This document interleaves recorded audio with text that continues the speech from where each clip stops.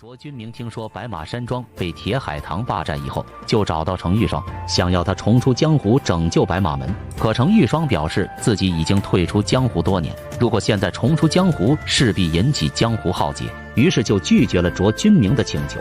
但是他给卓君明透露了个消息，说铁海棠和郭白云决战的那天，除了自己还有一个人在场，他身披黑风衣，头戴斗笠，好像是关外人士。如果想要揭露铁海棠的阴谋，只有请他出面作证，才可能推翻铁海棠的霸权。说完就让卓君明赶紧离开。次日，卓君明从朋友口中得知关外确实有一个喜欢戴斗笠的江湖人士，他叫边铁山，是双龙会的一把手。很快卓君明就找到了边铁山，没想到边铁山一口否认了卓君明的猜测，还说自己从不关心江湖中的是是非非，也没听说过有铁海棠这号人物。第二天，边铁山收到一份铁海棠的邀请函，说要让双龙会归顺宇内12领。边铁山当然不会委曲求全，于是就把铁海棠暗算郭白云的事实说了出来，还请求卓君明一定要帮自己。就在这时，九姨太急匆匆地跑来，说咱家的小儿子丢了。边铁山很是着急，毕竟这是他9个老婆中唯一的一个儿子。忽然屋顶上传来了一个声音，如果你还想要儿子的话，就让你手下人退下。原来这所有的一切都是应千里所为，他要让边铁山在武林大会上说出铁海棠暗害郭白云的事实，还给边铁山做了个规划，让边铁山假装给铁海棠献艺，趁机刺杀铁海棠，而自己带领兵马保护他的周全。很快边铁山就相信了应千里的规划。几日以后，武林大会如期举行，而边铁山也按照计划开始表演节目。眼看时机已经成熟，边铁山扔出斗笠刺中铁海棠的喉咙。正当边铁山高兴之际，应千里却趁机杀了边铁山。他以为铁海棠死了以后，自己就是宇内12领的总令主，没想到出现了意外，铁海棠安安稳稳地站了起来。此时的应千里已经吓破了胆，他极力请求铁海棠处罚自己保护不周的罪过，可铁海棠却一反常态，不但没处罚他，还给他升了个大官。从今以后，你不但是我姓铁的总提调，而且还是我宇内12令的副总令主。另一边，郭彩玲离开寇英杰以后，就碰上了卓君明。他知道自己命不久矣，于是就请求卓君明好好辅佐寇英杰。可卓君明不相信郭彩玲无药可治，于是就悬赏1万两聘请各路神医。尽管神医络绎不绝，但是都以失败告终。郭彩玲的命运如何，我们拭目以待。人马合一。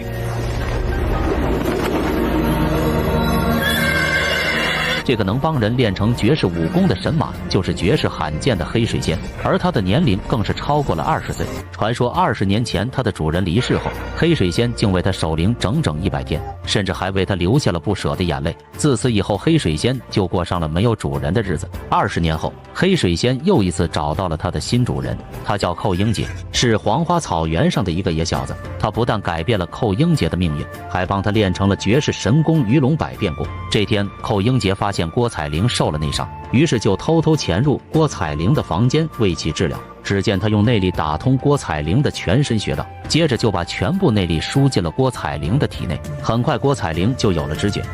你是谁？姑娘，你还不能动。可没等郭彩玲再次询问，寇英杰早已不知去向。此时的郭彩玲已经回忆起了一切，她确定救她的就是自己的情郎寇英杰。她赶紧追出门外，却遇上了骑马回来的卓君明。寇师弟，一定是他，快去找他！拿着，我去找他。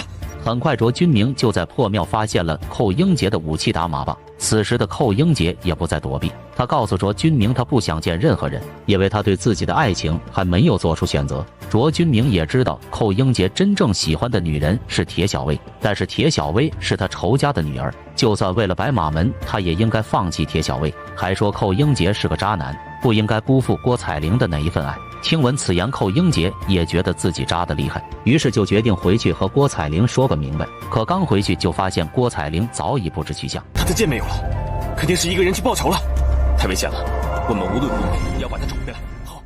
另一边，沈傲霜已经识破神算子和朱佩瑶是骗子，便让他们回去告诉寇英杰，如果他当上白马西宗的宗主，那他沈傲霜一定撤出白马门。不料两人回去一说，寇英杰就告诉沈算子，这白马西宗就是一个圈套，如果他真成了宗主，那天下各路好汉都会以为他寇英杰投靠了铁海棠，这样子所有人都不会相信铁海棠与郭白云比武的真相。接着他让神算子和朱佩瑶再去一次白马山庄，将自己的书信送给沈傲霜，告诉他，我不要什么白马西宗，我要我的白马门。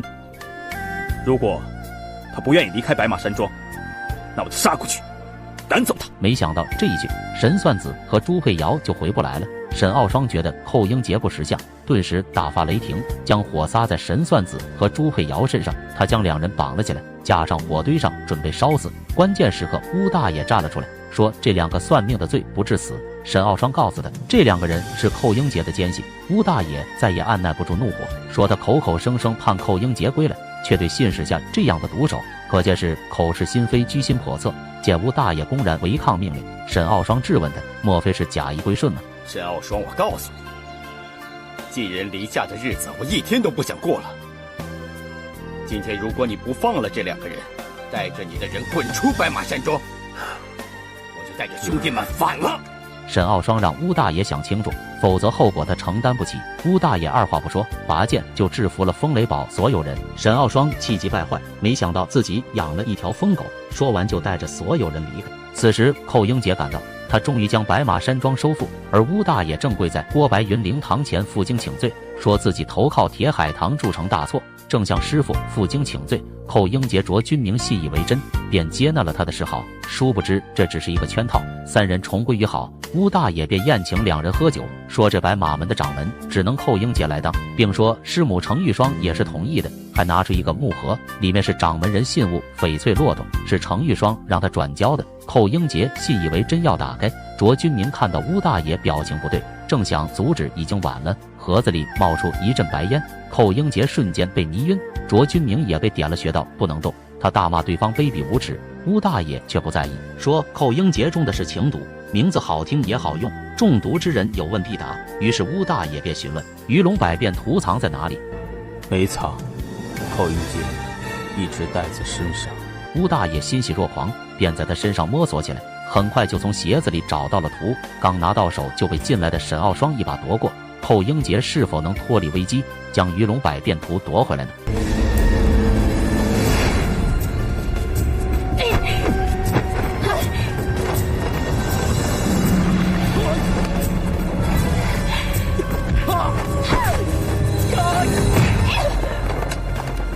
这个青年就是拥有神马黑水仙的寇英杰，为了夺回被抢夺的鱼龙图，他跟沈傲霜打了起来。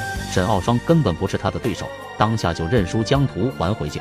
没想到他如此阴险卑鄙，竟然在手底下藏了暗器。当寇英杰靠近时，立马就将暗器射了出去。回想起日月峡谷修炼的日子，寇英杰将神功发挥到极致，他的身法变幻莫测，眼看就要打到沈傲霜身上。铁小薇忽然出来挡了这一掌，让寇英杰不要杀沈傲霜。无奈之下，寇英杰只好答应。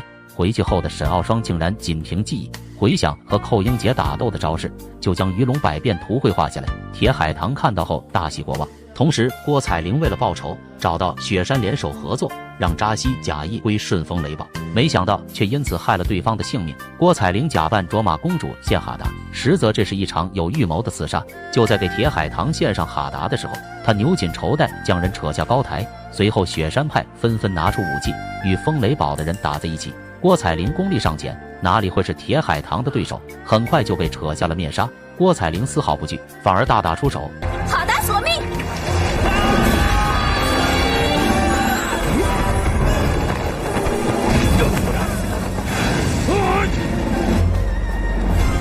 哈达起舞！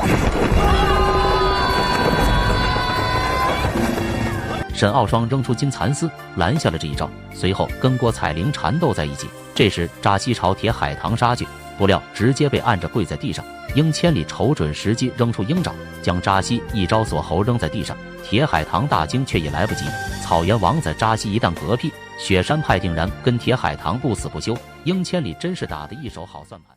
很快，雪山派就被杀了个精光，而郭采玲也被士兵围了起来。就在这时，一块白布打退了两旁的士兵。这个打退士兵的女子，就是一代大侠郭白云的妻子程玉霜，而她今天来的目的，就是要带走自己的女儿郭采玲。灵儿，咱们走。铁海棠也没有阻拦，因为程玉霜也是他的梦中情人。就在二人快要走出门口之际，沈傲霜用金蚕丝打了程玉霜一下，但还是让程玉霜逃离了风雷堡。此时的铁海棠急了，他没想到沈傲霜会下此毒手，于是就大声训斥着自己的媳妇：“你想要他死啊？